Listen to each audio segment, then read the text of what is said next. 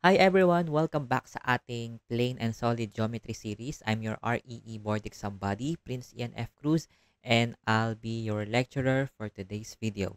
So, sa mga nakaraang video, nagkaroon tayo ng discussion about angles, then in-apply natin siya through problem solving. So, ngayon, continue natin yung discussion natin sa angles, pero ngayon, mag-focus tayo sa units ni angle. So, meron tayong iba't ibang klase at iba't ibang category or classification ng pag-define natin ng units ng ating angles. So, mag-start muna tayo sa units of angular measurement. So, pagdating sa units ng angle, hindi lang tayo degrees. Marami pa tayong iba. Meron tayong radians, gradians, and mils. So, mag-start tayo sa pinaka-common, which is the degrees. So, pag sinabi natin 90 degrees, 180 degrees, 360 degrees, we're talking about degrees. So, pag sinabi natin 360 degrees, one full circle yon. Ayan. So, nakaikot ka. So, halimbawa, dito ka nag-start. Then, umikot ka, papunta dyan, pabalik dyan. So, 360 degrees yon. Nakaikot ka ng 360 degrees. So, dito, ang right angle natin, or yung quarter ng circle, so, parang quarter lang, so, 1/4, so, 90 degrees tayo. Ayan. So, this is the most common unit ng angle and will serve as our basis sa lahat ng discussion natin sa mga iba pang units. So, ayan. Yan. So, next naman, radians. Yung radians, ito yung ginagamit natin sa mga higher maths like calculus or other engineering subjects. Radians relate angle measure to the arc length of a circle na may radius na 1. So, ano ibig sabihin nun? So, halimbawa, we have a one full circle dito. So, dito ka ulit nag-start, then, diyan ka rin nag-end. So, pagdating sa radians, hindi siya 360 degrees. Siya ay 2 pi. 2 pi radians. So, di ba meron nga akong nabanggit kanina na it relates angle measure to the arc length of a circle. So, halimbawa, ito yung circle. Then, so halimbawa, kinat mo siya dito. Then, tapos nilatag mo siya. So, hinatak mo yung dalawang magkabilang dulo. Tapos nilatag mo siya into a straight line. Ayan. So, yung sukat nito ay 2 pi. Yun yung ibig sabihin nung arc length. So, ayan. So, kapag ka radians, yan yung ibig niyang sabihin. So, ibig sabihin ng 2 pi, di ba, 360 degrees yun. Ibig sabihin ng 2 pi, yung haba ng isang buong circle, yung arc length na may radius na 1. So, parang yun nga, nire-relate niya yung one full circle, yung arc length noon na may radius na 1 sa 360 degrees. Parang sinasabi niya na, eto, parehas tong naka one full circle or one full revolution. Yan. So, 360 degrees yan. So, is equal to 2 pi radians. So, yan yung magiging conversion natin. Kasi, iisa nga lang yan ng tinutukoy, di ba? So, halimbawa, sa 90 naman, dito, hindi na to 90 degrees. Pi over 2 radians na yan. Kapag ka radians. Kasi nga, yung 2 pi, i-divide mo into 4. So, yung parang 360, i-divide mo din ng 4, di ba? So, ganyan yung radians. Yan. So, ito yung formula natin to convert from degrees to radians or radians to degrees. Or pwede rin natin gamitin yung 180 degrees is equal to pi radians. Dinivide lang naman into 2 both sides. So, mas common lang kasi na ginagamit yan. Yung 180 is equal to pi radians. So, next tayo, gradians. So, less common, pero lumalabas din to sa boards. So, yung gradians, it divides the circle into 400 units. So, hindi siya 360, 400 tayo dito. So, dito, yung isang one full circle, di ba, ang isang ikot natin sa degrees, 360. So, dito, di sa 360, 400 siya. 400 gods. Ayan.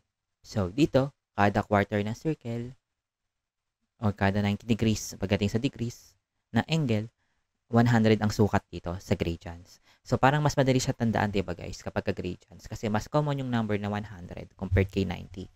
So, dito, kada quarter, may tigwa 100 ka. Ayan. So, nakabuo tayo ng 400 gon sa isang 1 full revolution. So, dito, ano yung conversion natin? Nire-relate lang natin yung isang 1 revolution. So, therefore, 360 degrees is equal to 400 gons. Ayan. So, sa mils naman, ito yung least common sa 4 na units of angular measurement. So, dito, yung 1 full circle natin, instead na 360, yan. So, ganyan. So, 1 full revolution. So, instead na 360, ang gagamitin natin to ay 6,400 mils. Ayan. So, dito, kada quarter, 1,600. Ayan. Divide lang natin ng 4. Ayan. So, perfect to sa mga sobrang liliit na angles. Kasi mas nalalesan natin yung mga 0.00, 0.001, mas nababawasan natin yung mga decimal doon. So, yung conversion natin dito, 360 degrees is equal to 6,400 mils. Ayan. So, ito guys, pwede mo siyang gawing 360 is equal to 2 pi. Kaya lang mas common lang kasi 180 is equal to pi. Ayan. So, yan yung 4 na ating units of angular measurements. Meron tayong degrees, radians, mils, and gradients. So, mag-solve tayo ngayon ng isang board exam problem. Give the degree measure of angle 3 pi over 5. So, di ba, among these units of angular measurements, saan tayo dito nakakakita ng pi? Di ba dito lang kay radians? Diyan lang tayo nakakita ng pi. So, kasi dito 100, dito 6,400. Wala tayong pi. Walang pi. Except kay radians. So, kapag nakita kayo ng pi, most probably, radians na yon. Kasi doon lang naman sa radians may mga pi eh. So naka-radians na to. So, convert na natin from radians to degrees. Yan. So, ito yung conversion natin, di ba? So, convert na natin ngayon yung theta na 3 pi over 5 radians. Yan. So, pag magko-convert tayo, i-multiply mo lang. Tapos, kung sino yung gusto mong makancel, siya yung ilalagay mo sa denominator. So, sino yung gusto mong matira, yun yung ilalagay mo sa numerator or sa taas. So, dito sa dalawa, sino yung gusto nating matira? Di ba si 180? Kasi yun yung gusto mong maging answer eh. Kailangan naka-decrease. Tapos yung radians, yun yung gusto mong makancel. Kasi gusto mong matanggal yung radians, gusto mong mapalitan ng decrease. So, yung radians or yung pi, siya yung nasa ilalim. Si 180, siya yung nasa taas. Ayan, so cancel na to. Yan. So, answer natin dito, naka-decrease na yan. So, 3 pi over 5 is equal to, I times pala, 180 over pi.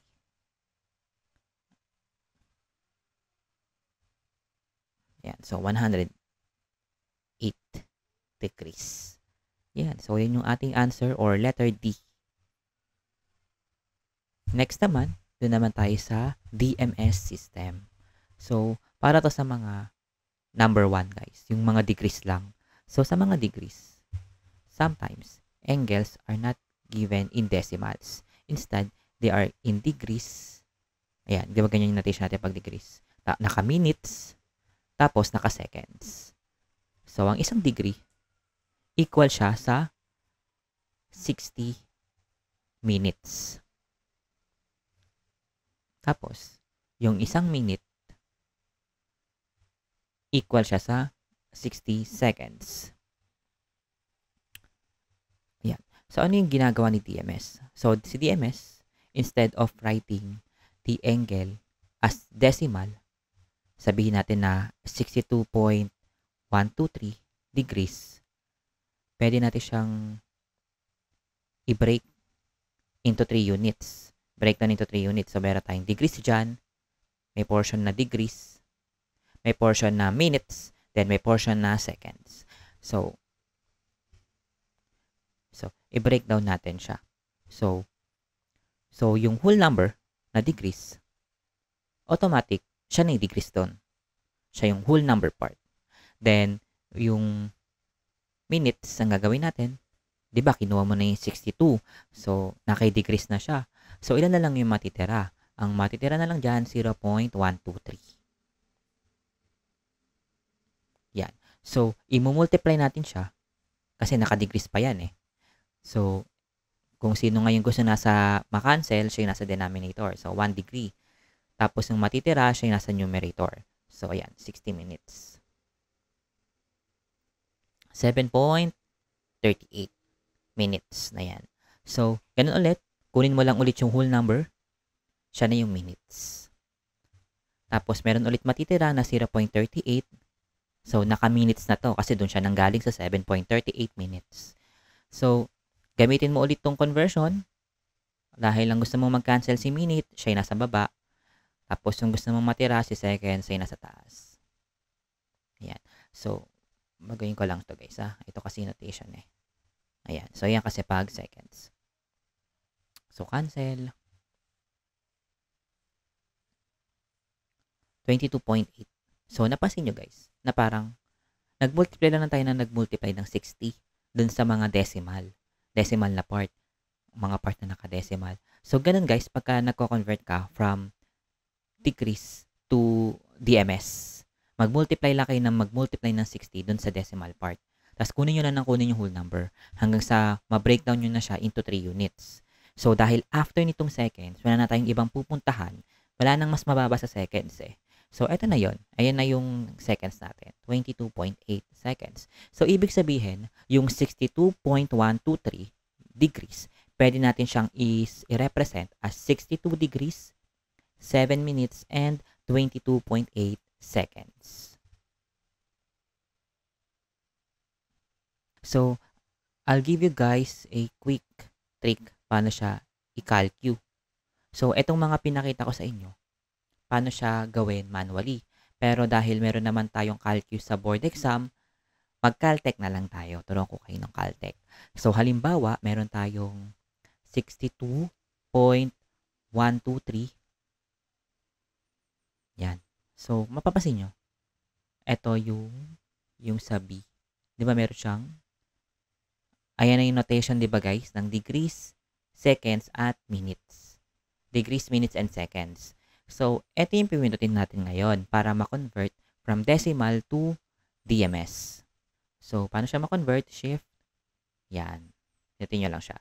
So, na-convert na natin siya agad into DMS. Ayan. So, tama naman yung naging sagot natin, di ba? So, kung reverse naman, gusto mo i-convert naman from DMS to decimal. So, halimbawa, 62 degrees, 7 minutes, and 22.8 seconds, i-type mo lang siya. 62 times degrees. Tapos, 7, tapos, type mo lang ulit yun, yung degrees. Basta, kada portion na may unit ka, dun mo pipinutin yung button na yan. Kasi gusto mo magkaroon ng separation dun sa degrees, minutes, and seconds. So, 62 degrees, 7 minutes, and 22.8 seconds. So, click mo lang. Ayan. So, convert mo naman siya from decimal, from DMS to decimal, ito ipipindutin natin. Hindi, di pala. Yan pala. Yan. So, 62.123. Yan. So, yan. Naka-decimal na yan. Minsan kasi naka-DMS yung given, guys, eh. So, pipindutin mo lang yan. Para ma-convert from DMS to decimal. So, ayun lang, guys. Sana marami kayo natutunan sa Caltech and problem solving natin regarding units of angular measurement and DMS. So, ayan guys, sana marami kayong tutunan. Don't forget to like and subscribe and mag-comment ng mga topics and questions na gusto nyong i-discuss natin sa playlist na to. So, yun lang guys. See you on the next video.